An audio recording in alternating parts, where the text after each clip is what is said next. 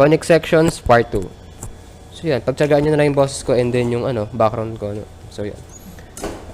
A circle is a locus of points equidistant from a fixed point called center.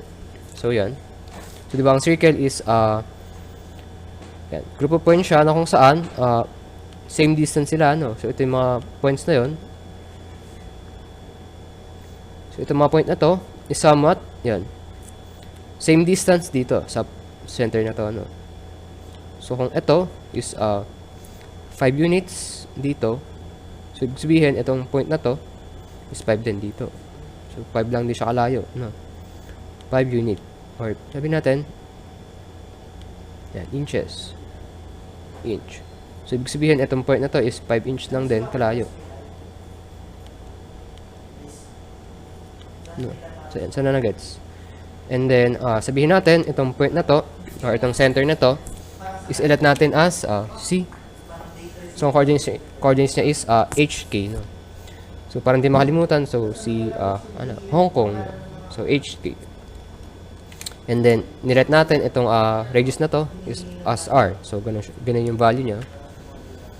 And then ang problema natin is hanapin natin yung distance between C and P. So di ba ang distance niya is R lang din, Or yan, pwede na natin siya kunin using distance formula. Tama, di ba?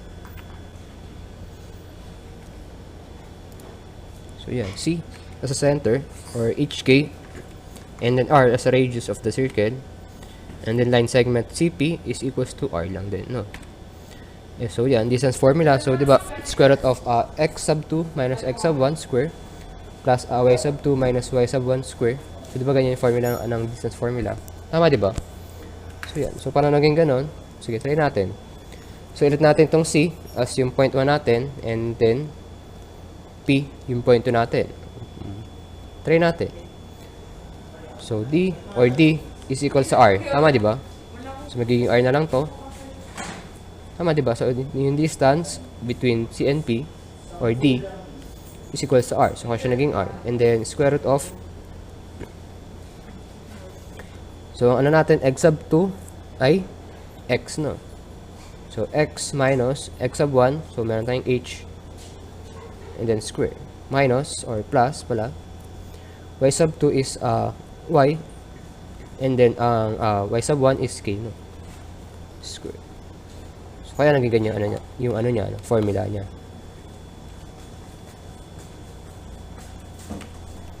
And then yan. Tapos para ma-eradicate yung yung square root na to, so ang ginawa kasi is yan, square both sides. So magiging so magiging r square to, and then ito magiging yan, mawala yung square root niya, So magiging r square is equals to x minus h square plus y minus k square, or tinatawag siyang radius center form, or ito center radius form. So walang problema kung anong tawag mo dyan, or usually ganito, CR form.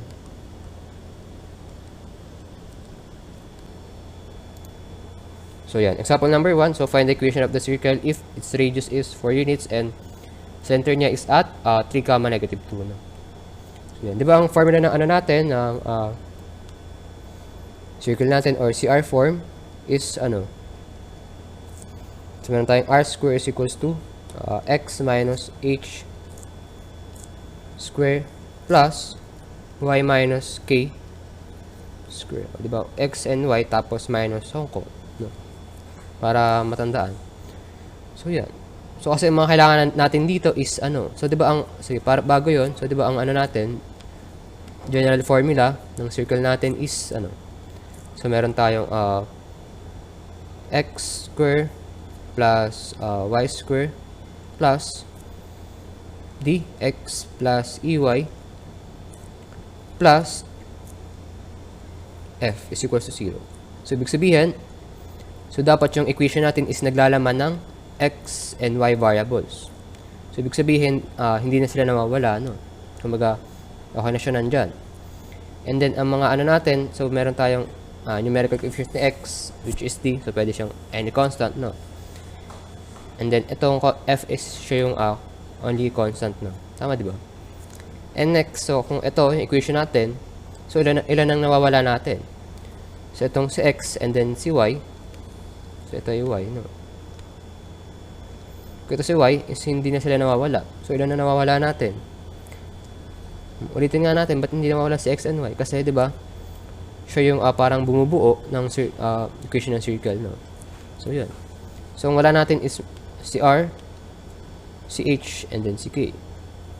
Pero kung titingnan natin sa given, so given na si R. So, diba, si R is equal sa, or radius, equal saan? Sa 4. And then, yung center natin is nasa 3, comma negative 2. Or diba kapag, diba ganito yan, guys? So, H, K. So, ibig sabihin, ang H natin ay 3, and then, ang K natin ay equal sa negative 2. So, yan. Ano lang natin? Substitute lang natin. So, ang gawin natin is, yung R square, magiging 4 square is equal to, so X minus H, so diba X minus H, ang H natin ay 3, yan, square, plus, so Y minus K, so ang K natin is negative 2. So ang mangyari dito, so diba negative times negative, magiging positive na lang to, so plus 2 na lang to, no? And then kapag in-expand natin, mangyari, so magiging 16 to is equals to X square minus 6X, tama ba? Plus 9 plus Y sub 2, or Y square pala, plus 4Y plus 4, no? So, meron pa bang like term? So, meron. So, 9 and then 4. So, pwede siyang pagsamahin. Pag pinagsama mo siya, magiging yan, 16. Or ano pala? 13. Tama, di ba? So, ilapat na natin si si Y square para maging general formula na agad. Sunod is negative 6X plus 4Y plus 13 na lang. And then, pag lipatin natin sila, so magiging X square plus Y square minus 6X plus 4Y plus 13 and then equal sa 16. So, di ba, para maging 0 na lang si right equation. So, i-transpose natin si positive 16 magiging negative 16. Tama, di ba? Is equal to 0. And then, kapag sinimplify mo siya, so magiging 13 minus 16 magiging negative 3. So, magiging negative 3 na lang siya. Plus negative 3. Is equals to 0 or minus 3 na lang. Is equals to 0. So, yan. So, ito na equation ng circle natin.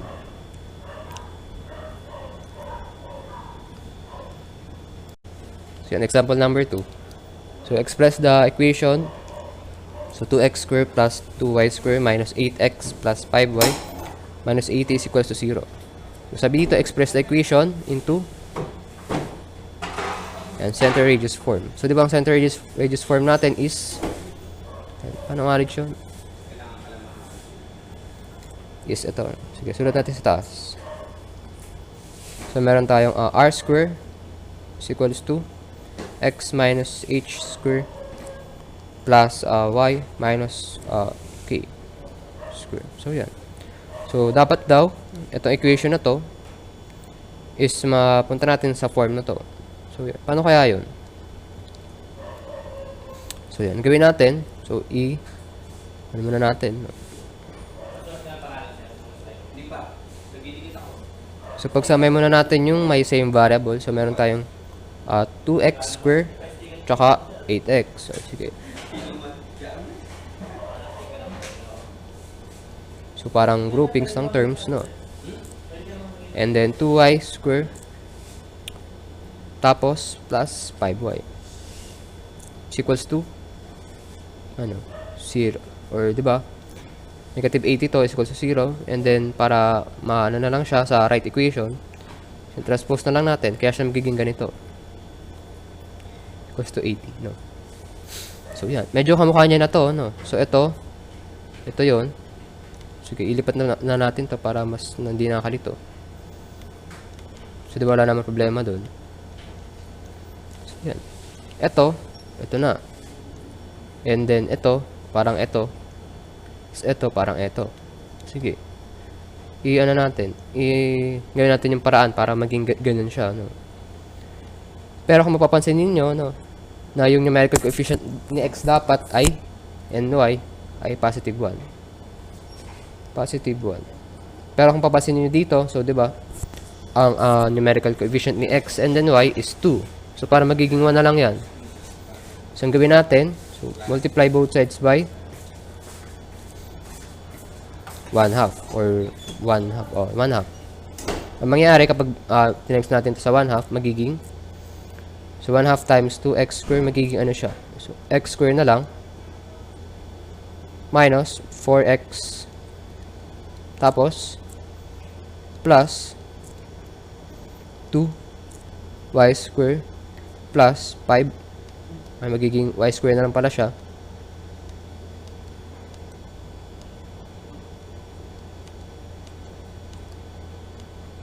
plus 5 over 2 what? Tama diba? Is equals to, so 80 times 1/2 magiging 40 na lang.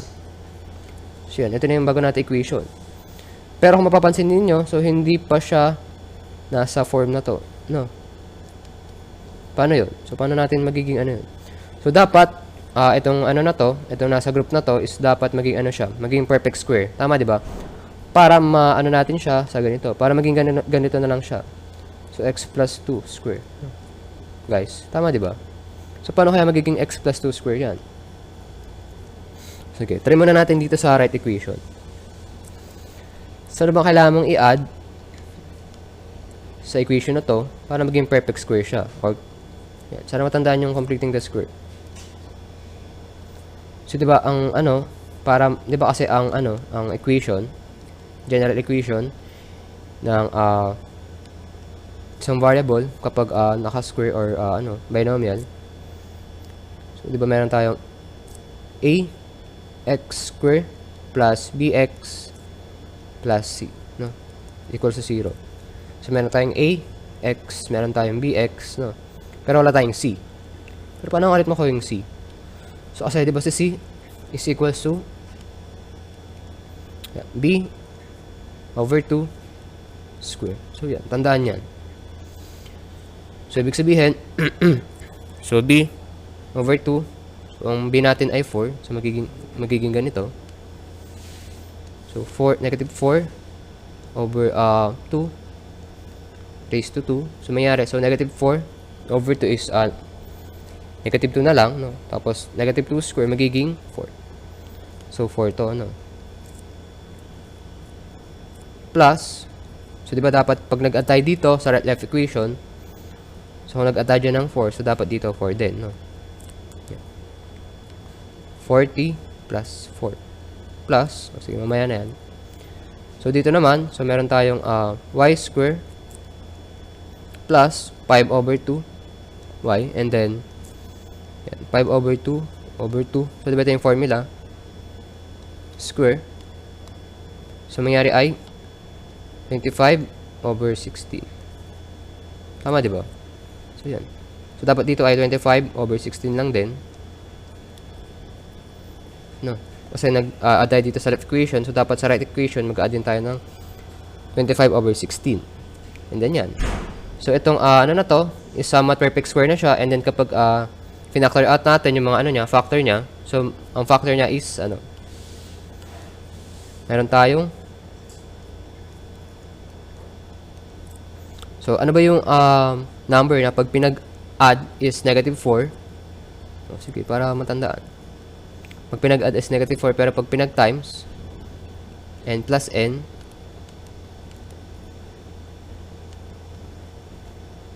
is negative 4. And then yung ano, pag pinag-times mo daw is, ito, si c. 4. So, ang sagot is, ano, negative 2, no? So, ito na yung factor niya. n plus, ito naman, kapag pinactor mo siya, so, ang ano dun is 5 over 4, no? So, paano ba nakuha to, sir? So, ang ginawa ko lang is parang ganito. So, para madalian na lang, so paano nakuha to? So, ang gawin na lang, kung perfect square naman siya, so ito na lang. B, yan, over 2. So, yan. So, diba, ang B natin dito is negative 4. Yan, over 2. So, negative 2 siya. No? So, same lang din dito sa, sa 5 over 4. No? So, yan. And then, ito, equation na to, is somewhat, yan, pwede natin gawin ganito. Tama, diba? Square plus y plus 5 over 4 square, no? Or ito, magiging ano na lang. Magiging, yan, 729 over 16.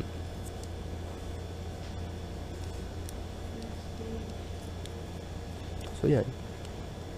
Yan, kung papansinin ninyo, guys, pray muna natin.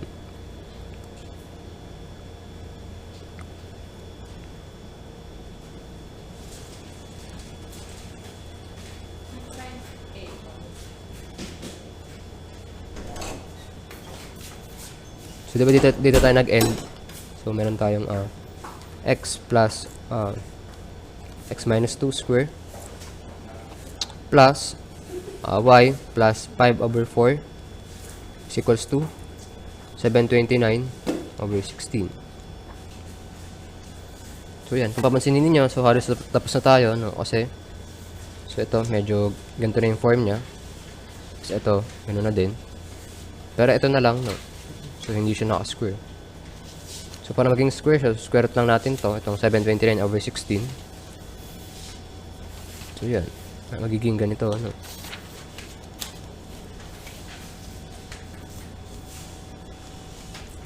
Is equals to, yan, 27 over 4. Tapos yan, naka-square. So, yan. Ito na yung, pinakasagot. Kasi ang pinaka-goal lang naman natin is ito. So, express the equation, itong equation na to, into center radius form. Yan. So, tapos na tayo dito, ano. Pero, in case lang na kailanganin yung center, tsaka yung radius, no. So, ganito. So, kung titingnan ninyo, so, ang radius natin is, so, 27 over 4, and then yung center, diba, is, so, diba, ang center natin is HK. Yan. And then, kung titignan yung HK, so, diba, ang H is, diba, nasa tabi ni X. So, ito. And then, yung K, nasa tabi ni Y. So, hindi siya equal pala. So, H is equal to, So, diba, siya, negative 2. So, kung negative 2 siya, magiging positive 2 lang. And then, kapag, K naman, equal siya sa, yan. So, kung positive 5 over 4, ito magiging negative lang.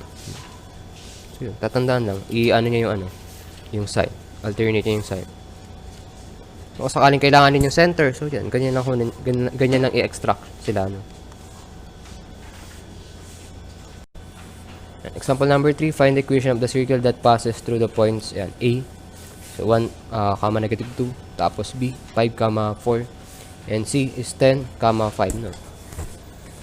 So, ipalit muna natin si, si point A, si point B, and then si point C. And then, next, yan. Ipalit na natin si circle. So, sabi dito, yung equation daw ng circle is nag-pass through the points. And then, ito yung center natin, which is, yan, HK. So, yan.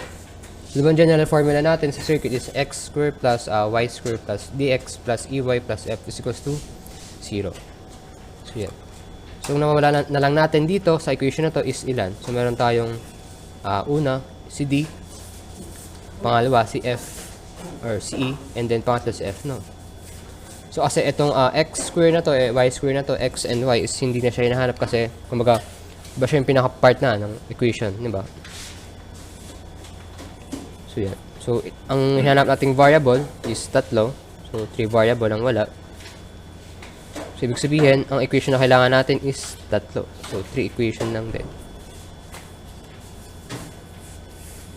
So, yan. So, tatandaan lang kung ilan yung variable na nawawala. So, dapat ganun kadami yung equation na gagamitin mo.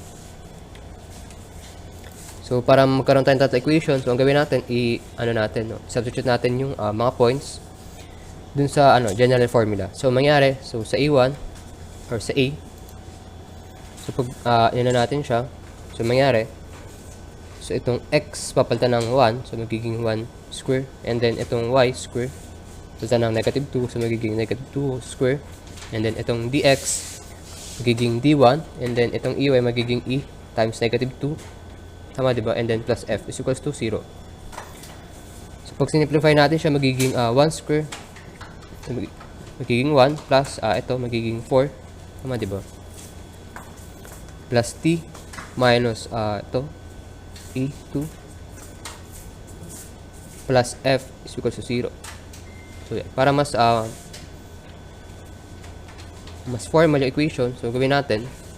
So, i-transpose natin tong 1 plus 4, or pag pinagsama mo siya, magiging 5 na lang. Sa right equation, no? So, mangyari, so d minus e2, or sabihin natin 2e, plus f is equals to, ito, pag transpose, magiging negative 5. So, yan. Meron tayong equation 1. So, ganun lang din, no? Para sa dalawang equation. So, equation 1 natin, and then equation 2, ganun lang din ang process, no? So, yan, magkakamali dyan sa process. So, meron tayong tatlo equation. So, meron tayong equation 1, equation 2, and then equation 3. So, ang basa dito sa parenthesis na to is yan. Equation 1, and then ito equation 2, and equation 3. So, yan. So, given na nawawala yung tatlong variable, and then meron tayong tatlo equation. So, paano kaya mahanap? So, using, elimination method, no? So, when you say elimination method, dapat, sa process na to, meron kang ma-eliminate na isang variable, no? So, let's say, pagsamahin nating equation muna is si equation 1 and then equation 2. And then, kung titingnan ninyo, so, di ba, ang pinakamadaling i-eliminate na lang sa dalawang equation na to is si f, no? So, kasi pag minus mo tong si f, minus f, magiging 0. Tama, di ba? So, f. So, kailangan operation para mag-minus sila, or maging 0 sila, is So, yan, minus na lang. So, equal 0. So, itong f na to, so, andun siya sa equation 1. And then, minus, no. So, itong f na to is nasa equation 2. Equal 0. So, yan. So, using itong process na to, no? So, 1 minus equation 2. Equation 1 minus equation 2. Ito equation 1, and then ito yung equation 2. So, yan. So, mangyari is d minus 5d. So, parang ganito, no? So, d minus 5d. Mangyari, so, negative 4d na lang, no? So, minus yun, guys, ha? So, ito. So, d minus, ito, 5d. So, magiging negative 4d. Plus, or mamaya na yung sign. So, negative 2e minus 4e magiging negative 6e minus 6e, and then f minus f is equals to 0 plus 0 is equals to negative 5 minus negative 41. So, magiging ganito yun. So, dahil negative times negative is positive, so magiging plus na lang to. So, 41 minus 5 is 36. Tama ba? So, yeah. Or magiging ganito equation. So, negative 4d minus 6e is equals to 36 na lang. So, ito meron tayong equation number 4. So, yeah. So, kaya siya naging ganito, ano?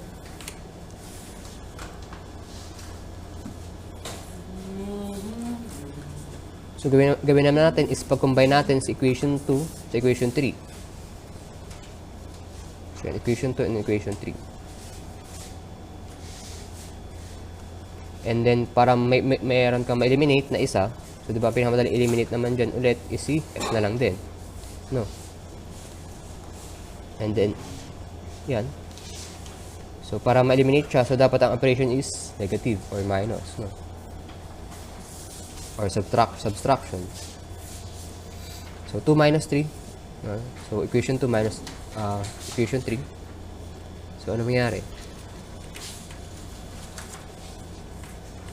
So 5d plus 4e plus f is equals to negative 41 minus 10d plus 5e plus f is equals to negative 125.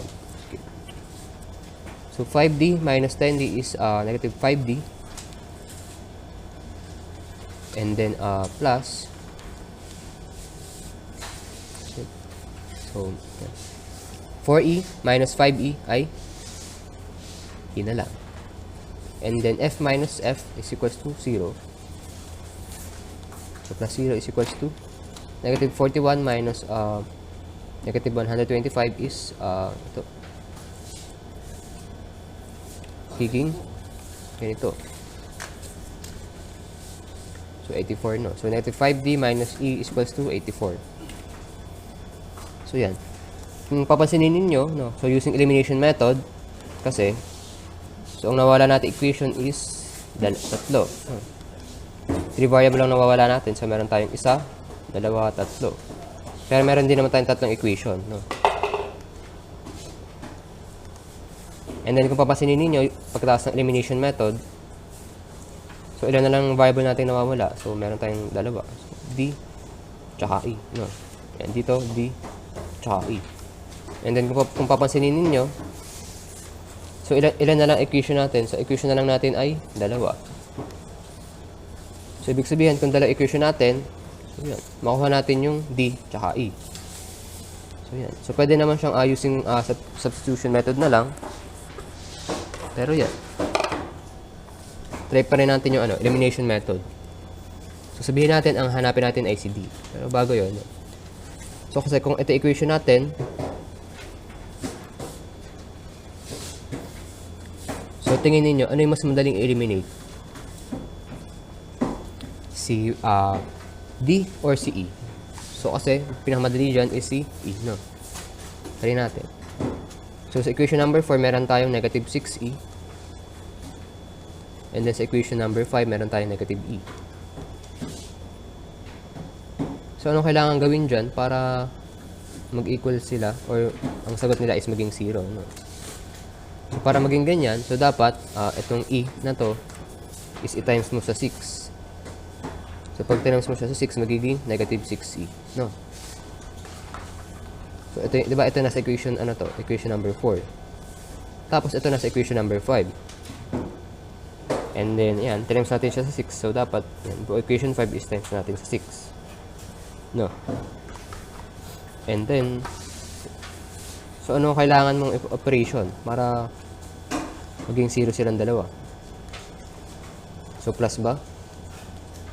So try natin yung plus. So negative 6e plus negative 6e magiging negative 12e lang yan. Pero kung minus or subtraction, so magiging positive 6e na lang, no? So yan, negative 6e plus positive 6e is equals to 0, no? So dapat ang operation is plus. So magiging natin is equation number 4 plus 6 times equation number 5. Or minus pala, no? Kasi minus ang nilagay natin. Tama, diba?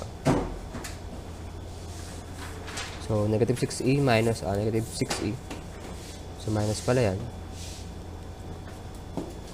Kailangan naman naging plus is, diba, pag 6e. So, negative times negative is positive, no? Kaya siya naging positive kanina pala. So, yan. Ang pinaka-operation natin is minus or subtraction. So, 4 minus 6 times equation number 5. So, ano ba yung equivalent ng 6 times equation, 6 times ng equation 5? So, try natin. So, ito magiging negative 30d. Tapos, ito magiging negative 6e. And then, ito magiging 504, no?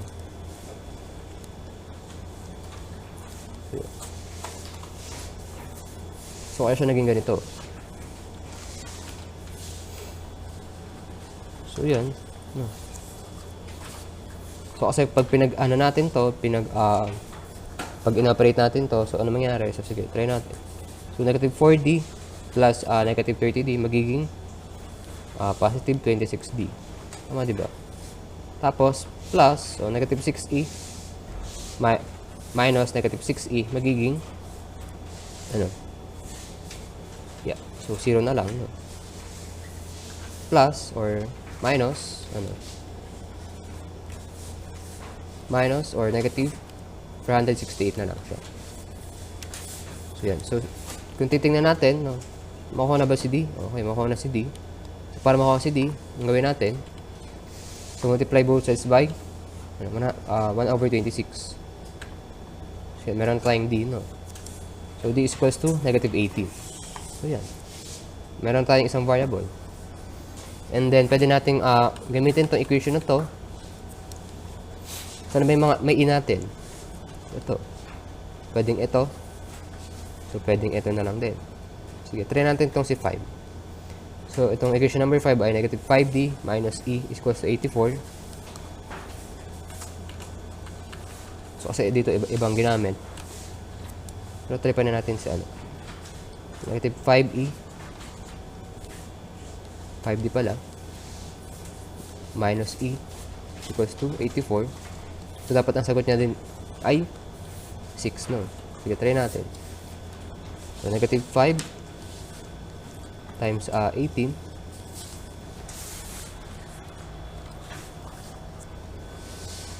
Negative 5 times negative 18 magiging 90.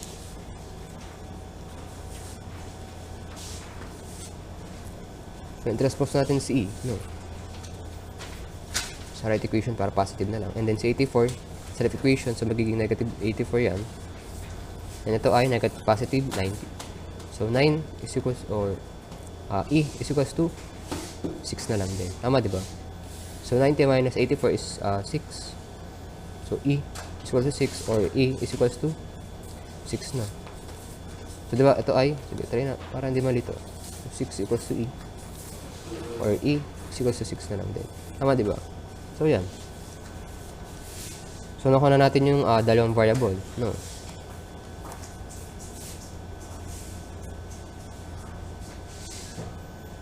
So, gamit tayo ng equation sa isa or sa tatlo para makuha natin si ano?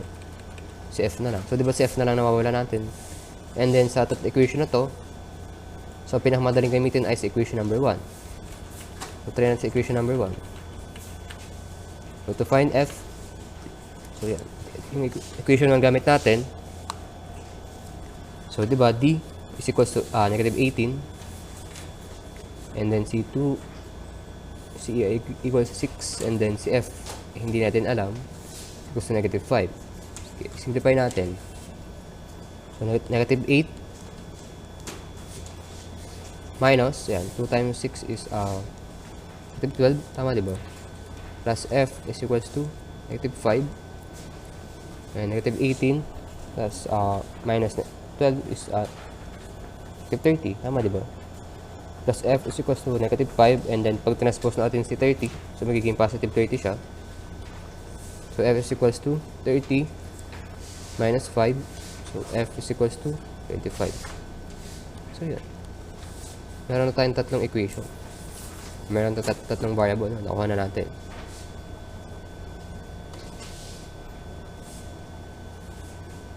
So, ano nga ulit yung pinakatanong? Guys, so pinakatanong is find the equation of the circle that passes through the points A, B, and C. So, yan. Meron na tayong D, meron tayong E, tsaka F. So, gawin natin E. Yan. Substitute na lang. So, ang D natin ay negative 18. X plus, ang E natin ay 6Y. Ang F ay 25. Plus 25 is equals to 0.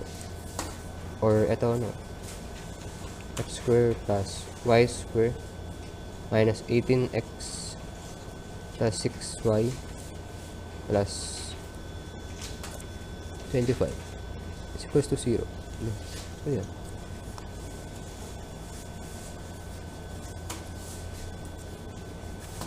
Tapos na tayo.